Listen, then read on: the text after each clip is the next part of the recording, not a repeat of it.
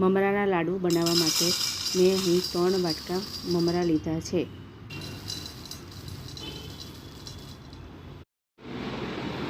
ત્રણ વાટકી ચોખાના મમરા સામે પોણા વાટકી ગોળ લીધો છે.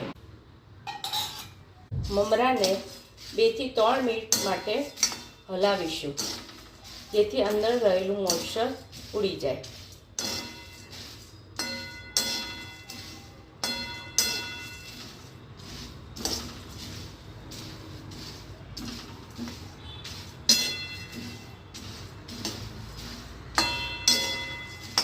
બે થી 3 મિનિટ થઈ ગઈ છે.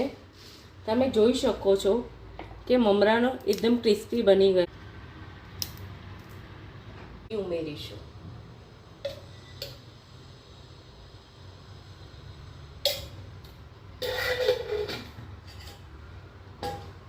ગેસ મીડિયમ ટુ લો રાખો. એ ગરમ થઈ જાય એટલે ગોળ ઉમેરીશું.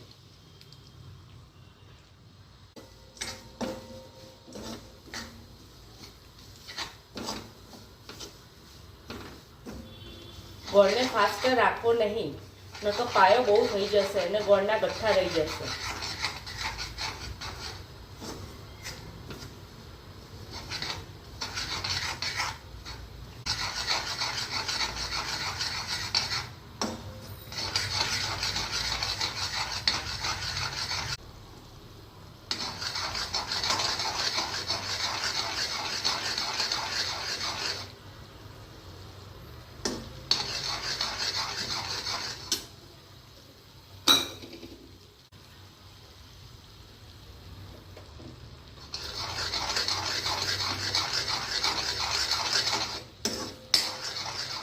ગોળનો ઉભરો આવી ગયો છે અને ગોળ પાકી ગયો છે કે નહીં એના માટે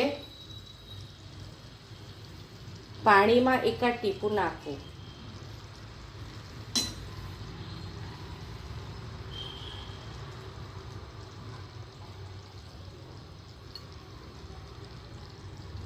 ગોળ કડક થઈ ગયો છે.